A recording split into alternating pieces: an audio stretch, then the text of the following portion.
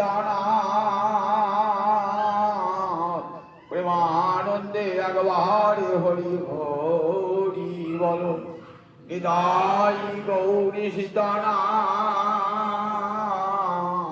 প্রেমানন্দে একবারে হরি হরি বলো নিতাই গৌরী সীতানাথ প্রেমানন্দে একবারে হরি হরি বলো।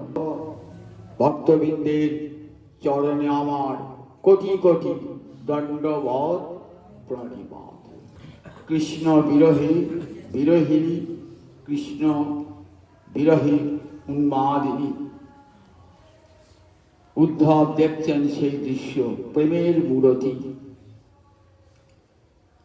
প্রেম হৃদয় একটা ভাব বিশেষ, তার যে মূরতি থাকে এটা উদ্ধবের ধারণা ছিল না। আজ উদ্ধব বৃন্দাবনে এসে দেখলেন এখানে প্রেম মূর্তি ধারণ করেছে। প্রেমটা কি হৃদয়ের ভাব, তার মূর্তিকে গুণ দেখতে পান। কিন্তু বৃন্দাবনে ব্রজগোপীরা হলেন প্রেমের মূরতি, প্রেম দিয়ে গড়া।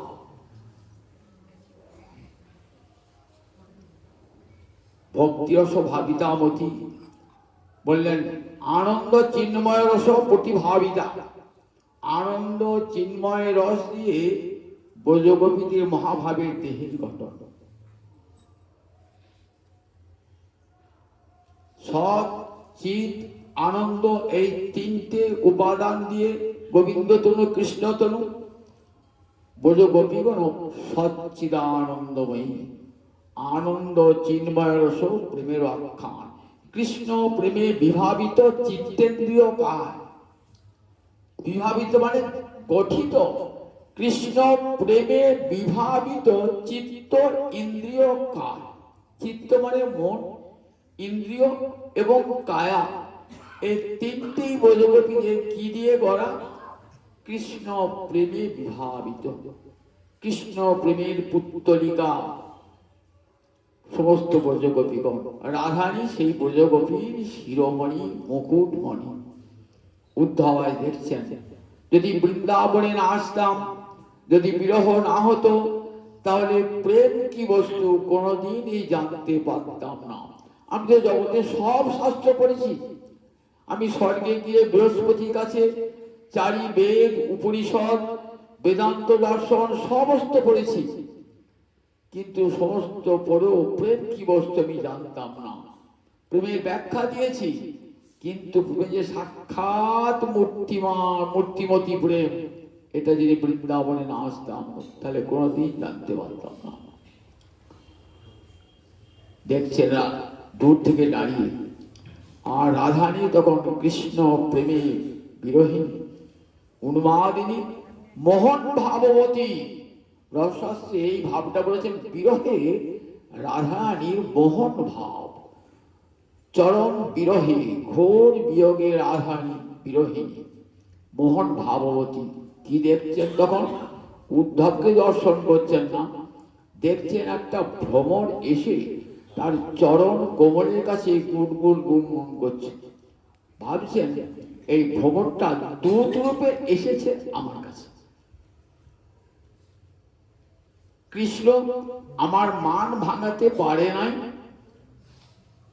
তাই তার এক দূতকে পাঠিয়েছে আমার কাছে আমার মান ভাঙাবার জন্য। এই ভাবনায় রাধানী উদ্ধবকে দর্শন করছেন দূর থেকে। উদ্ধব দেখছে দেখে ভ্রমরটা যেন চরণের কাছে গিয়ে গুনগুন গুনগুন করছে, চরণটা ছুঁই ছুঁই ভাব। রাধানী যখন কেমন বলছেন, বৃষিজ শিরসি পাদম। ওরে ভ্রমর, তুই আমার পা ছুঁচ্ছিস কেন? আমার পা ছুবি না, আমার পা থেকে তোর মুখটা সরিয়ে নে। বৃষিজ শিরসি পাদম, তোর মাথাটা সরিয়ে নে। শিরসি আমার, কেন আমার চরণে তোর মাথাটা দিয়েছি? বৃষিজ শিরসি পাদম, আমার চরণ থেকে তোর মাথাটা সরিয়ে নে ভ্রমর। মনে করছেন ভ্রমরটা বোধহয় বলছে, দেবী আমার প্রভু যদি একটা অপরাধী করে থাকে তাহলে ক্ষমা করবেন না? ক্ষমা করা তো দেবতার ধর্ম। আপনি সাক্ষাৎ দেবী, তা অপরাধ করছে মণিনাঞ্চপতি ভ্রম, মণি ঋষিদেরই কত অপরাধ হয়ে থাকে। আর আমার গোবিন্দ যে আমার প্রভু যদি একটা অপরাধী করে থাকেন, তার ক্ষমা হয় না? ক্ষমা করবেন না দেবী? আপনি সাক্ষাৎ দেবী। দেবী কৃষ্ণময়ী প্রজ্ঞা রাধিকা পর দেবতা, সর্বলক্ষ্মীময়ী সর্ব সম্মোহিনী কান্তি পরা। তন্ত্রশাস্ত্রে আপনাকে দেবী বলেছে। দেবী কৃষ্ণময়ী প্রজ্ঞা। দেবী কাকে বলে? দোততে ইতি দেবী, যার অঙ্গ কান্তিতে জগৎ উদ্ভাসিত হয় তাকেই দেবী বলে। রাধারানীর অঙ্গ কান্তিতে আমার গোবিন্দ উদ্ভাসিত। রাধা সঙ্গে যদা ভাতি তদা মদন মোহন, অন্যতা বিশ্ব মোহপি স্বয়ং মদন মোহিত। রাধা সঙ্গে যদা ভাতি, রাধায় যখন বামে দাঁড়িয়ে না, রাধা সঙ্গে যদা ভাতি তদা মদন মোহন, তখন তিনি মদন মোহন প্রতীক।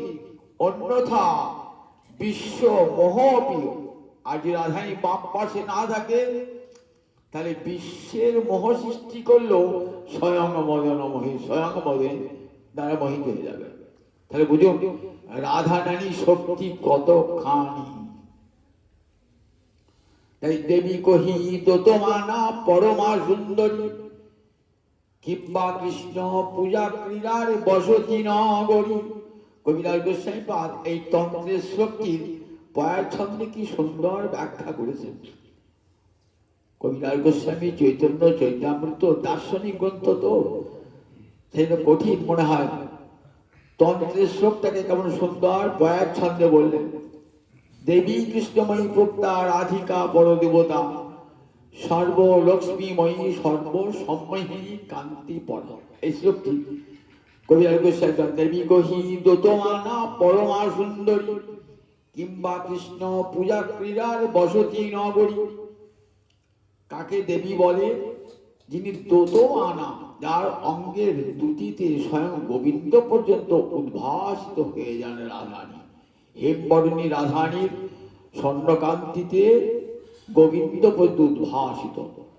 আর পরমা সুন্দরী বলে রাধানীর সৌন্দর্য একজন রূপসী রমণীর রূপ কেমন করে বুঝবো? তার রূপের গরিমা যদি পুরুষের চিত্তকে টলাতে পারে, চঞ্চল করতে পারে, তবেই তার সৌন্দর্যের গরিমা। আর গোবিন্দ তো শুধু পুরুষ নন, শাস্ত্রে করেছে পুরুষোত্তম, পুরুষেষু উত্তম। জগতে যত পুরুষ আছে সমস্ত পুরুষের শ্রেষ্ঠ গোবিন্দ, তাকে পুরুষোত্তম বলা আছে। সেই পুরুষোত্তমের চিত্তকে টলানো সোজা কথা। স্বয়ং লক্ষ্মী যার চিত্তকে টলাতে পারেন না, যে লক্ষ্মীর এত রূপ, সেই লক্ষ্মী যার চিত্তকে টলাতে পারেন না। আর গোবিন্দ রাধানী গোবিন্দের সেই চিত্তকে টলিয়ে দিয়েছে। তাই রাধানীর সৌন্দর্যের এত গরিমা। যা বলছেন, যার সৌন্দর্য বাঞ্ছে লক্ষ্মী ও পার্বতী। যদি চৈতন্য পড়বেন রায় রামানন্দ সংবাদে রাধানী মহিমা বর্ণন করছেন, যাহার সৌন্দর্য বাঞ্ছে লক্ষ্মী ও পার্বতী, যাহার সৌভাগ্য বাঞ্ছে দেবী সত্যভামা। রাধানী সৌন্দর্য কে চায়?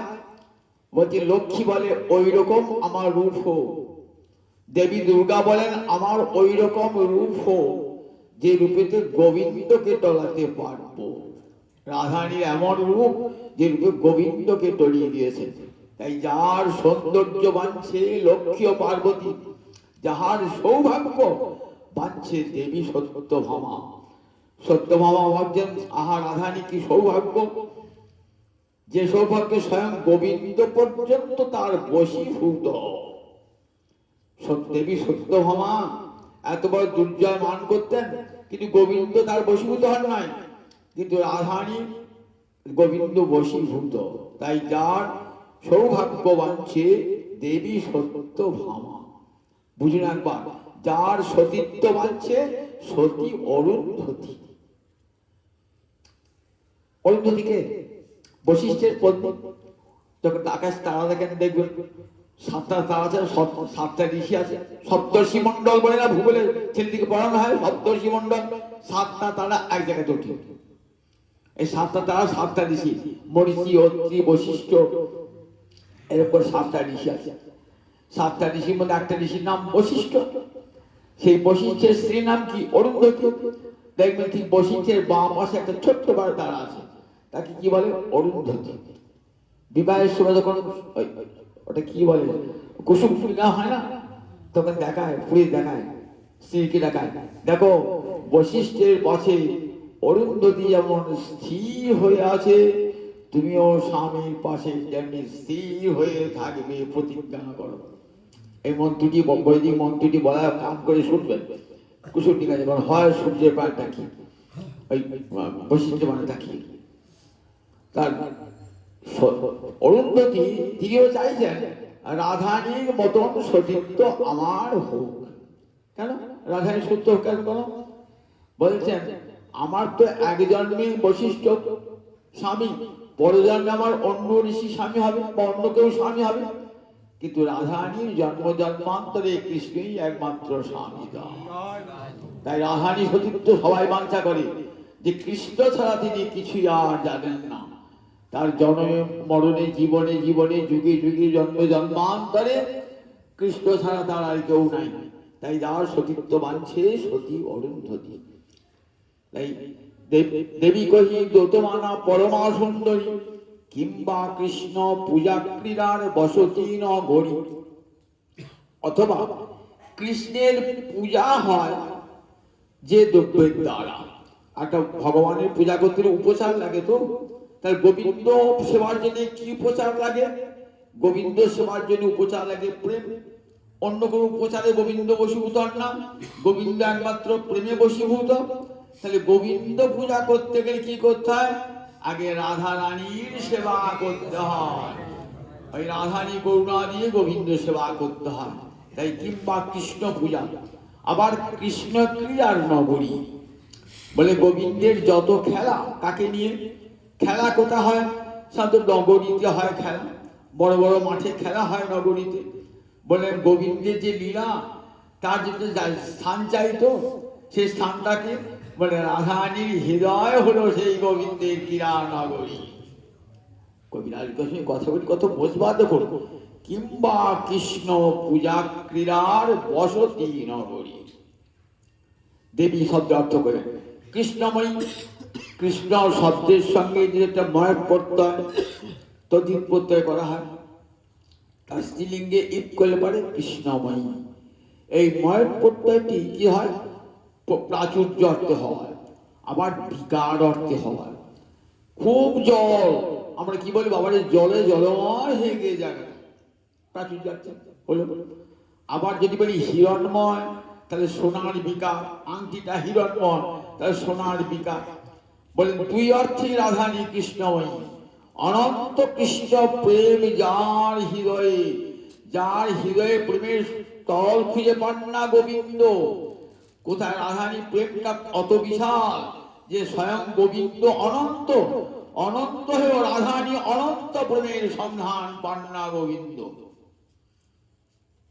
যার প্রেমের শেষ কোথায় দেখতে পান না গোবিন্দ। অন্ত ইচ্ছা যে রাধানীর প্রেমটা কোথায় গিয়ে শেষ হয়েছে। কোনদিনই গোবিন্দ রাধা প্রেম বিহু তার বাড়িতে নাহি ঠাঁই, তথাপি ক্ষণে ক্ষণে বারোয় সদায়। রূপগোস্বাই পাদ বলছেন রাধানী প্রেম কেমন? রাধা প্রেম বিভু তার বাড়িতে নাহি ঠাঁই। ভুবনে বিশাল আর বারবার জায়গা নাই, তথাপি ক্ষণে ক্ষণে বারোয় সদায়। আপনি যদি উঠে সকালে উঠে বলেন এই মেঘটা বেরিয়ে, আকাশটা বেরিয়ে গেছে, সবাই হাসবে। আকাশ আর বাড়ে নাকি? আকাশ যেমন যেমন থাকবে, আকাশ আর বাড়ে? বিভু তো আকাশ বাড়ে। কিন্তু রাধানী প্রেম কেমন? বলছেন বিভু হয়েও প্রতি মুহূর্তে মুহূর্তে বৃদ্ধি প্রাপ্ত হয়। রাধা প্রেম বিহু তার বাড়িতে নাহি ঠাঁই, আশ্রয় নাই, তথাপি ক্ষণে ক্ষণে বারোয় সদায়। এত বিশাল প্রেম। সেই প্রেমের বিকার, সেই বিকার মানে পরিপক্ক অবস্থা, প্রেম কি মূর্তি ধারণ করেছে রাধারানী রূপে। তবে জানতে পারছি রাধারানী প্রেম যখন কৃষ্ণ প্রেম যখন রাধা মূর্তি ধারণ করে তখনই বোঝা যায় প্রকৃত প্রেমটা কি। তাই প্রেমময়ী, দুই অর্থে প্রেমময়ী, প্রচুর অনন্ত কৃষ্ণ প্রেম যার হৃদয়ে, আবার যিনি রাধা কৃষ্ণ প্রণয় প্রকৃতি সর্বদামূল বলছে রাধারানী হলেন কৃষ্ণ প্রেমের বিকার ঘনীভূত রূপ। ঘনীভূত রূপ, জল যেমন তরল হয়ে বরফ হয়ে যায়, বরফ হলে বরফ মানুষ তৈরি করতে পারেন আপনি, পারেন না? বরফ মানুষ, বরফ নিয়ে বরফ মানুষ তৈরি হয়ে গেল। ঠিক তেমনি কৃষ্ণ প্রেমটা জমাটে রাধা মূর্তি ধারণ করেছে। সন্দেশের পুতুল দেখেছেন তো? সন্দেশের পুতুল অনেক জায়গায় করে, আমার বর্ধমানে আমি দেখছিলাম সরস্বতী পুজোর সময় সন্দেশের সরস্বতী, সবটাই সন্দেশটা, হাত পা নখ সব সন্দেশ। আমি ভাবলেও সন্দেশ, ভিতরটাও সন্দেশ, উপরটাও সন্দেশ। রাধারানী ঠিক তেমনি ওই কৃষ্ণ প্রেম দিয়ে, তার আঙুলটাও কৃষ্ণ প্রেমে ভরা, নখটাও কৃষ্ণ প্রেমে দিয়ে, একবারে নখ থেকে মাথার চুল পর্যন্ত সব কৃষ্ণ প্রেমে ভরা। প্রেমের মূরতি রাধারানী দেবী কৃষ্ণময়ী প্রত্যা রাধিকা পরদেবতা।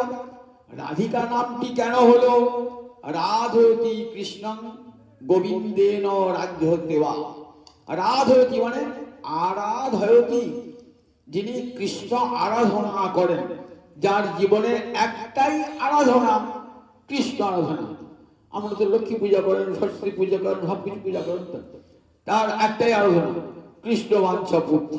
কৃষ্ণ আরাধনা ছাড়া আর অন্য কোনো কৃষ্ণ বাঞ্ছা পূর্তি রূপী করে আরাধনে, অতএব রাধিকা নাহামি পুরাণে বা আখানে। ওই গোসাই পাদ ওই অর্থ করছেন কৃষ্ণ বাঞ্ছা পূর্তি।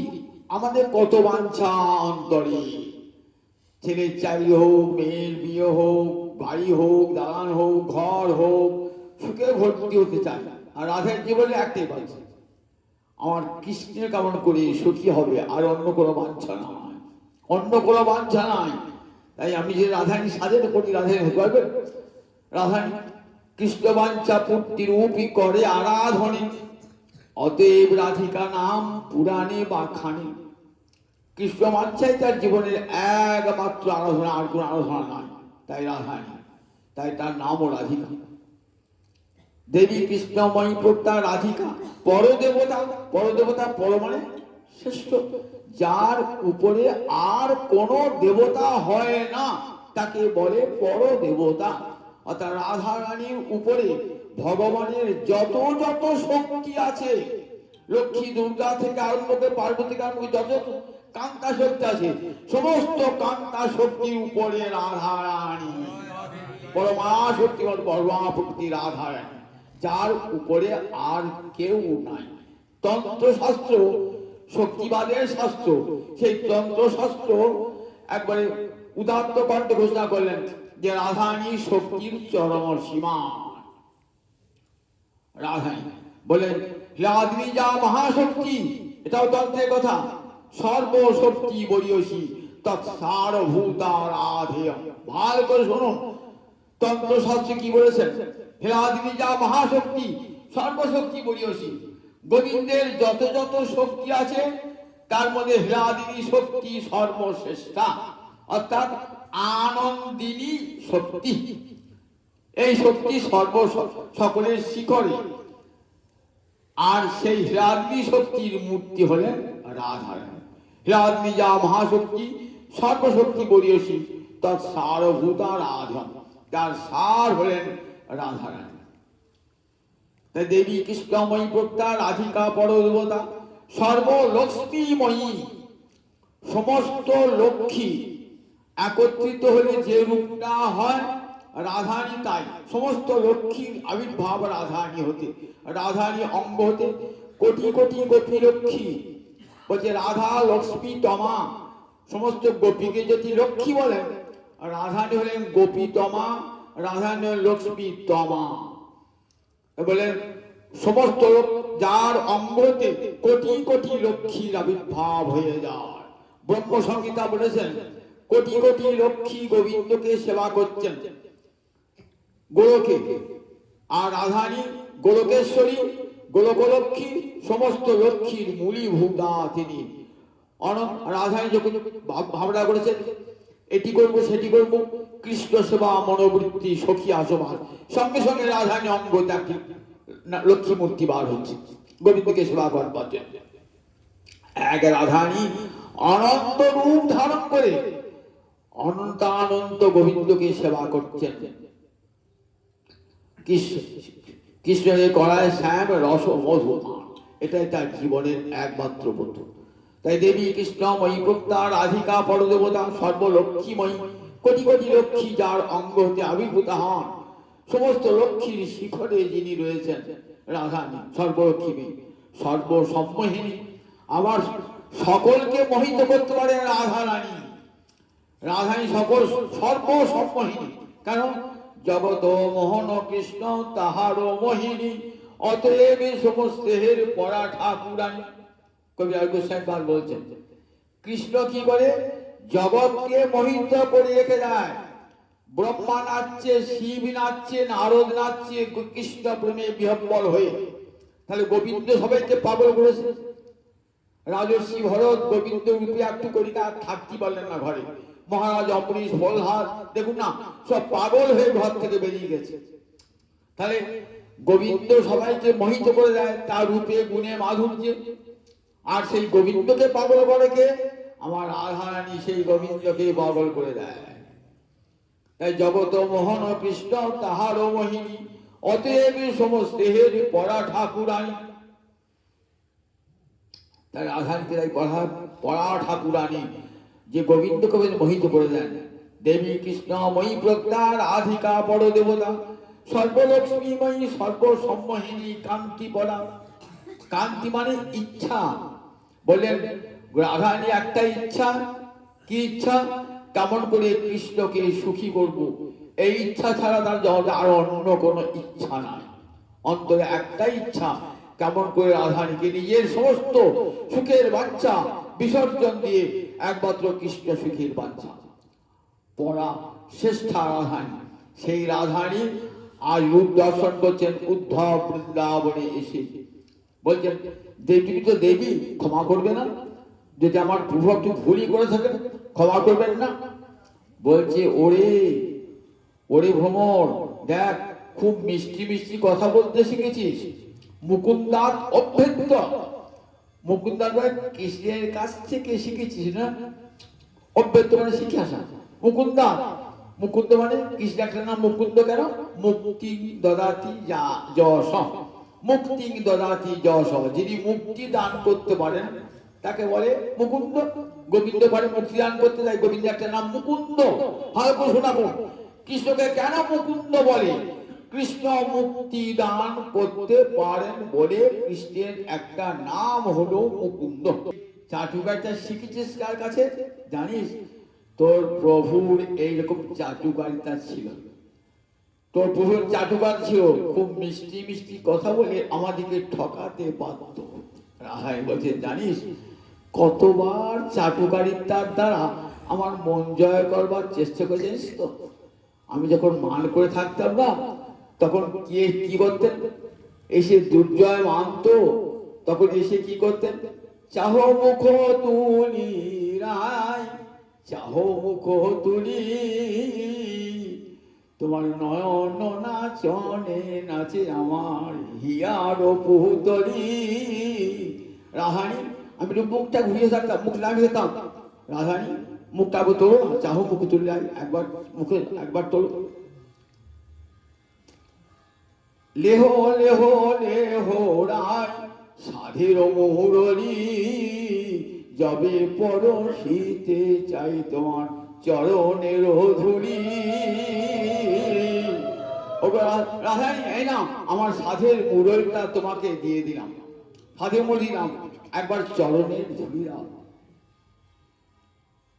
কতবার চাটুকারিতার দ্বারা কখনো নির্জনে পেয়ে জিজ্ঞাসা করেছি কৃষ্ণ আমি তোমাকে ভালোবাসি। কখনো রাধারানী মুখ ফুটে কথা কারোর কাছে বলতেন না। যখন নির্জনে পেতেন কৃষ্ণকে দান, আমরা দেখি বিদ্যাপতি রাধা আর চণ্ডীদাসের রাধা দুটো কিন্তু পৃথক। চণ্ডীদাসের রাধা কেমন? গ্রামের বালিকা, অবলা অখলা। বলতেন এতে কে সহিল অবলা বলে, ফাটিয়া যাইত পাষাণ বলি। এতে কে সহিল অবলা বলে। চণ্ডীদাসের রাধা যেন অবলা, অখলা, খলতা নাই। আর বিদ্যাপতি তো নগরের কবি, রাজসভার কবি, পণ্ডিত কবি, তো তাই নগরের রমণী যেমন, নগরের বালিকা যেমন সুচতুরা হয়, রাধারানী তেমনি বিদ্যাপতি নায়িকা সুচতুরা।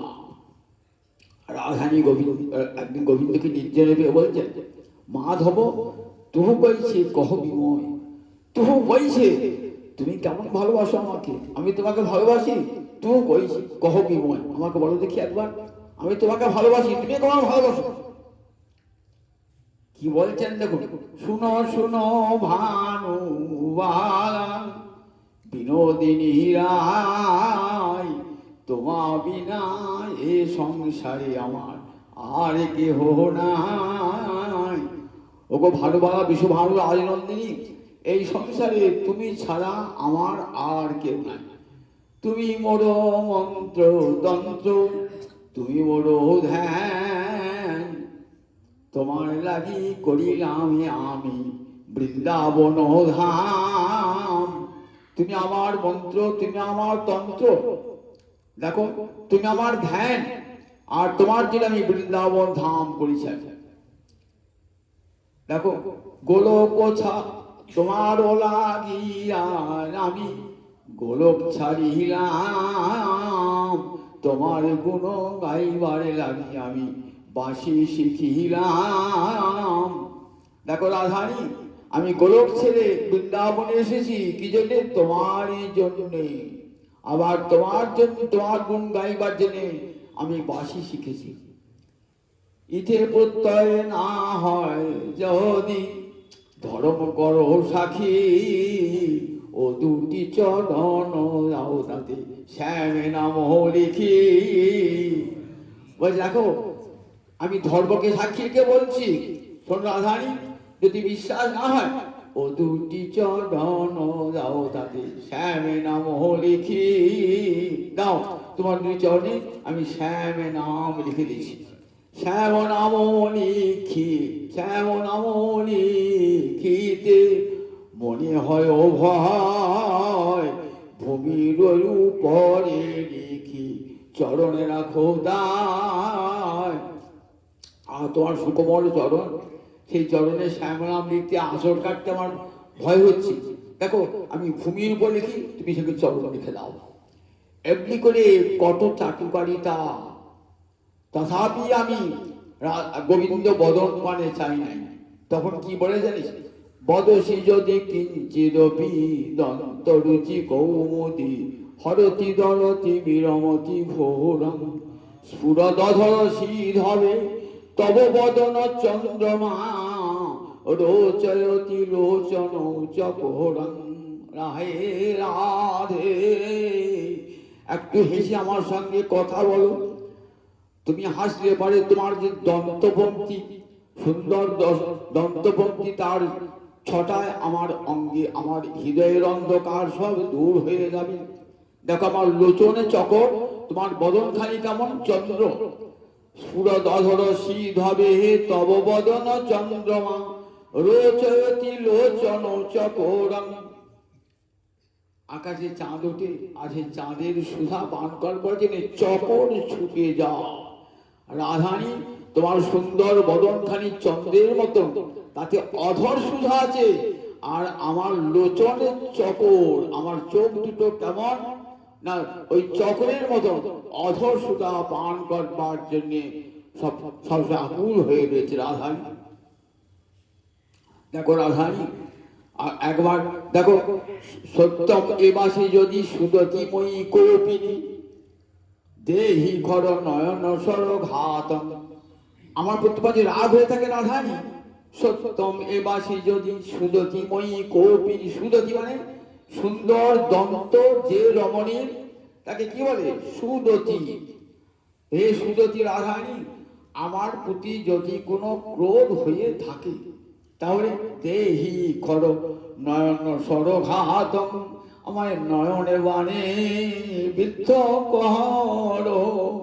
যদি কপিনী হয়ে থাকো, আমায় নয়নে বাণে বিদ্ধ কর।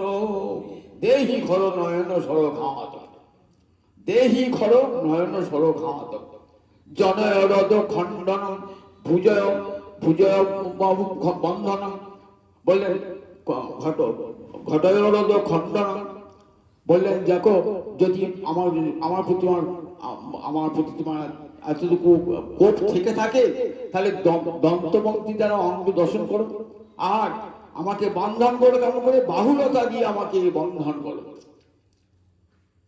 এমনি করে রাধানী মান ভাগাবার, দুর্জয় মান ভাগাবার চেষ্টা করছে। বলে এমনি করে কত চাটুকারিতা করেছি জানিস? বলে তার চাটুকারিতার জন্য দেখ, তাই এই চাটুকারিতা তুই শিখেছিস কার কাছে? মুকুন্দার অভ্যর্থ, মুকুন্দের কাছে শিখেছিস। দেখ, আর অনুনয় বিনয়ে ভুলবো না। অনুনয় বিদুষ, তুই অনুনয় শিখেছিস, এই অনুনয় বিনয় করতে শিখেছিস কার কাছে? না, চাটুকার কৃষ্ণের কাছে, মুকুন্দাত অভ্যর্থ। দেখ, আর অনেকবার ভুলেছি, অনেকবার ভুল করে আবার তাকে ভালোবেসেছি। আর না জানিস, তার জন্য আমরা অকৃতজ্ঞ ছিলাম, যার জন্য আমরা কি ত্যাগ করেছি? বিশিষ্টা পদ্য অপত্য অন্য লোকা।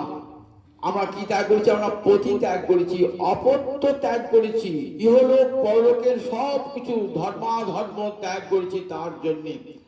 আর যা আমরা তাকে ছাড়া কিছুই জানতাম না, আর সে আমাদেরকে ব্যাসিজত অকৃতচেতা, সে অকৃতজ্ঞ আমাদেরকে পরিত্যাগ করলো। এখানে বলেছেন দেখুন, আমরা পতি ত্যাগ করেছি, এখন অপত্য ত্যাগ করেছি। অপত্য মানে সন্তান। এখন দেখুন, নায়িকা তো দু প্রকার আছে। এক প্রকার নায়িকা হলো নিত্য সিদ্ধা, আর এক প্রকার নায়িকা হলো সাধন সিদ্ধা। নিত্য সিদ্ধা কারা? রাধারানী, ললিতা, বিশাখা, এরা নিত্য সিদ্ধা। আর সাধন সিদ্ধা কারা? বলেন ঋষিচরী, দেবী পূর্বা আর শ্রুতিচরী। ঋষিচরী দণ্ডকারণ্যের ঋষিরা, তারা চেয়েছিলেন যখন রামচন্দ্রকে দর্শন করেছিলেন না, দর্শন করে রামরূপে এত আকৃষ্ট হয়েছিলেন না, রামরূপে আকৃষ্ট হয়ে রামচন্দ্রকে প্রতিরূপে অন্তরে কামনা করেছিলেন। রামচন্দ্র অন্তর্যামী তো, রামচন্দ্র বলেছিলেন এই রাম অবতারে আমি তোমাদেরকে গ্রহণ করতে পারবো না, আমি তো এক পত্নী ব্রতধর, একমাত্র সীতা দেবী পানি ছাড়া আর কারো পানি গ্রহণ করি না। তাই দাপরে যখন আমি বহুবল্লভ হয়ে যাব, তখন তোমাদের পানি গ্রহণ করবো। এরা সব ঋষি, দণ্ডকারণ্যের ঋষি, এরা ঋষি ছিল। বেদ মন্ত্রের অধিষ্ঠাত্রী দেবতা যারা, তারা গোপীদের সৌভাগ্য দর্শন করে তারা গোপী দেহ প্রাপ্তি চেয়েছিলেন। গোবিন্দ তাদেরকে আদেশ করেছিলেন গোপী আনুগত্যি দ্বারা গোপী দেহ লাভ হবে। গোপী আনুগত্যে তারা আবার গোপী দেহ লাভ করেছিল। আর স্বর্গে যখন ভগবান অবতীর্ণ হয়েছিলেন, স্বর্গে কখন অবতীর্ণ হয়েছিলেন? বামন রূপে অবতীর্ণ হয়েছিলেন।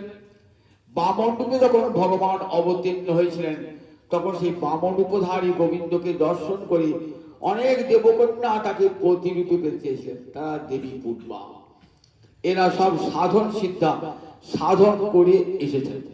এই যে গোপীরা, এদের মধ্যে কেউ ছিল কন্যকা, কেউ বা ছিল পরকীয়া। তাদের পতি ছিল পরকীয়াদের। আর যারা কন্যকা, তাদের তো পতি ছিল না, তারা কি করে? তারা নিজের পিতাকে ত্যাগ করে এসেছিলেন। আর পরকীয়া যারা, তারা পতি ত্যাগ করে এসেছিলেন। তাই বলছি না, কারণ আমরা পতি ত্যাগ করে এসেছি। আর একটা হচ্ছে অপত্য। মনে রাখবেন, কোন গোপীদের কিন্তু সন্তান ছিল না। সন্তান থাকলে পরে কখনো তারা রাসে নৃত্য করতে পারতেন না, কারণ শ্রীযুক্ত সেই বাদ বলেছেন তারা সবাই অলব্ধ কুসুমা, কেউ তারা পুষ্পবতী ছিলেন না। সুতরাং সন্তান জন্মের সম্ভাবনাই বা কোথায়?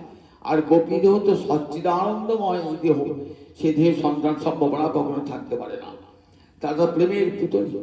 কাজে গোপীদের এই যে তাহলে অপত্য যে বললেন, বলে আমরা দেখি ভাগবতে যখন আশের মাসে বেজল না, তখন গোপীগণ কেমন অবস্থা না, তখন কি করে রাসমণ্ডলে যাবার জন্য ব্যস্ত হয়েছেন, তো তখন বলছেন পায়ন্ত শিশু পয়, এখানে সুখদেব উল্লেখ করেছেন শিশুগণকে দুধ পান করাচ্ছিলেন।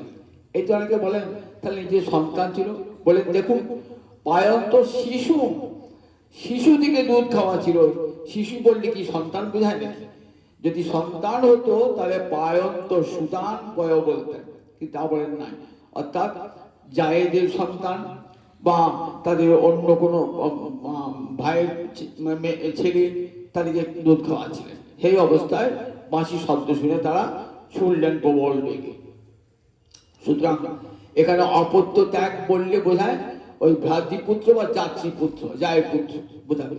আর পতি ত্যাগ করেছিলেন বলছেন যারা পরকীয়া ছিলেন, যারা যাদের পতি ছিল মানে যোগমায়া কল্পিত পতির দ্বারা তাদের বিবাহ কার্য সম্পন্ন করেছিলেন, সম্পাদন করেছিলেন। তারা সব যোগমায়ের কল্পিত মূর্তি, সত্যিকারের পতি তাদের কৃষ্ণই একমাত্র সত্যিকারের পতি।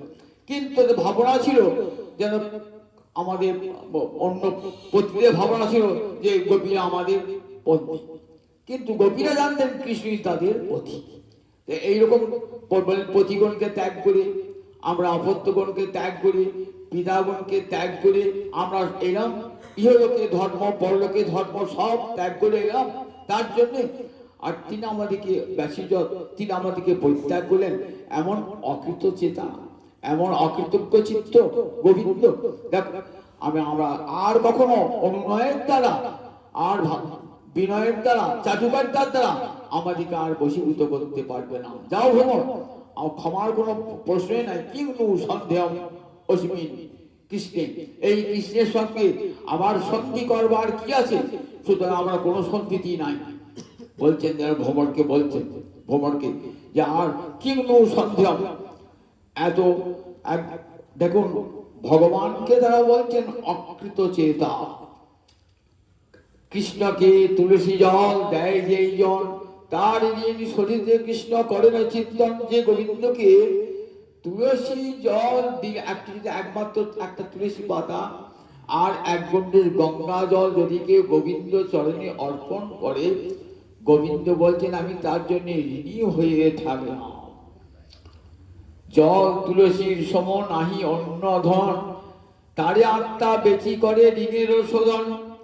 জল তুলসীর সমান কিছুই নয়, তাই গোবিন্দ কি করেন? তারে আত্মা বেচি করে ঋণের শোধন, নিজেকে বিক্রয় করে দেন সেই ভক্তের কাছে। কৃষ্ণকে তুলসী জল বললেন এক গণ্ডি জল আর একটা তুলসী পাতা যদি কেউ গোবিন্দ চরণে দান করে, গোবিন্দ ভাবেন আমি কি করে তার ঋণটা শোধ করব। তখন ভগবান কি করেন? বিক্রিতে সমাত্মান ভক্তেব্য ভক্ত বৎসল, নিজেকে বিক্রয় করে দেন ভগবান ভক্ত বৎসল, সেই ভক্তের কাছে বিক্রয় করে দেন। আর সেই ভগবানকে যাকে ইয়াং ব্রহ্মা বরুণেন্দ্র রুদ্রমরুত সুন্নন্তি দিব্যস্তবৈ, যাকে ব্রহ্মা স্তব করে, রুদ্র স্তব করে, দেখুন ইন্দ্র স্তব করে, বরুণ স্তব করে, ৪৯ বায়ু যাকে স্তব করে, আর সেই ভগবানকে বলছেন অকৃত চেতা। কতখানি প্রেমের স্তরে উঠলে এটা বলা যায়। ব্রজগোপীদের প্রেম আজ কত উঁচুতে দেখুন, যার নাগাল ব্রহ্মাও পান্না, রুদ্র পান্না, যে প্রেমের নাগাল, স্বয়ং গোবিন্দ পর্যন্ত যে প্রেমের নাগাল পান্না, সেই প্রেমের উঁচুতে উঠে ব্রজগোপীরা বলছেন ব্যাসীযৎ অকৃত চেতা। দেখ সেই গোবিন্দ অকৃতজ্ঞ, আমরা তার জন্য সর্বস্ব ত্যাগ করলাম, আর গোবিন্দ আমাদেরকে পরিত্যাগ করে চলে গেল। ব্যাসীযৎ এক মুহূর্ত আমাদের কথা চিন্তা করলো না। সেই কৃষ্ণের সঙ্গে আর কোনো মতেই সন্ধি স্থাপন সম্ভব নয়। ভ্রমর, দেখ, তুই আমাদের চরণ ধরে ক্ষমা চাইতে আসবি না। একটা সন্ধির সূত্র যদি থাকতো তাহলে সন্ধি হতো। কোন সন্ধি তার সঙ্গে সম্ভব নয়। এমন অকৃতজ্ঞ ব্যক্তির সঙ্গে ভগবানকে অকৃতজ্ঞ বলছেন ব্রজগোপীরা। তাহলে ব্রজগোপিকারা রসের কত উঁচুতে উঠেছেন একবার চিন্তা করে দেখুন, একবার ব্রজগোপিকারা। এই ব্রজগোপীগণ তাই প্রেমের দেবী যাকে স্বয়ং ভগবান পর্যন্ত এই প্রেমের দেবীগণকে পূজা করেছেন। প্রেমের মূর্তি ব্রজগোপীগণ ভগবান পর্যন্ত জগতে সবাই ভগবানকে অর্চনা করে পূজা করে। আর ভগবান পূজা করেন কার? ভগবান পূজা করেন রাধানীকে। শ্রী রাধার প্রেম গুরু আমি শিষ্য নর, নিত্য আমার নানা নিত্যে নাচাই উদ্ভর। ভগবান জগৎকে নাচায় আর ভগবানকে নাচায় রাধারানী। কত উঁচু দেখুন রাধানী। সেই রাধানীর প্রেমের বিস্তার, সেই রাধানীর প্রেমের মহামহিমার প্রকাশ আমরা দেখতে পাই এই রাধারানী মুখনিঃসৃত 10টি শ্লোকে। এটি বলছে সংজল্প। চিত্রজল্পের একটি জল্প হলো সংজল্প, যেখানে কি থাকে? সল্লুণ্ঠ বচন। সল্লুণ্ঠ বচন মানে পরিহাসের সঙ্গে যদি প্রশংসা করা হয়, ঠাট্টার সঙ্গে যদি প্রশংসা করা হয়, আর যদি আক্ষেপ মুদ্রা থাকে তাহলে সেই শ্লোকটিকে বলা হয় সংজল্প। এখানে কেমন করে দেখুন, পরিহাসের সঙ্গে প্রশংসা করছেন। কিরকম?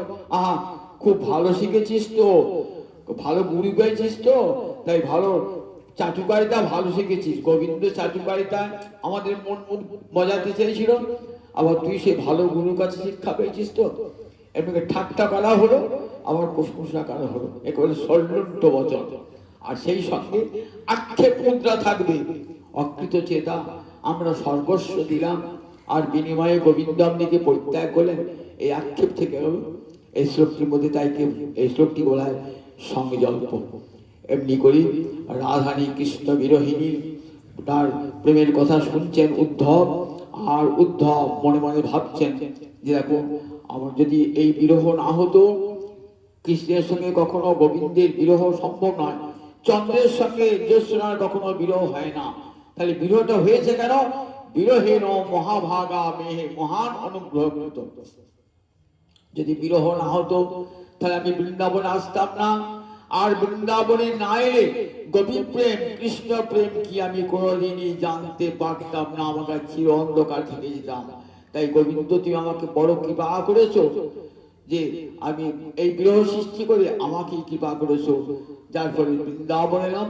আর বৃন্দাবনে এসে আমিও ধন্য হয়ে গেলাম। জয় নিতাই, জয় নিতাই, হাতটা মন চালে জয় নিতাই।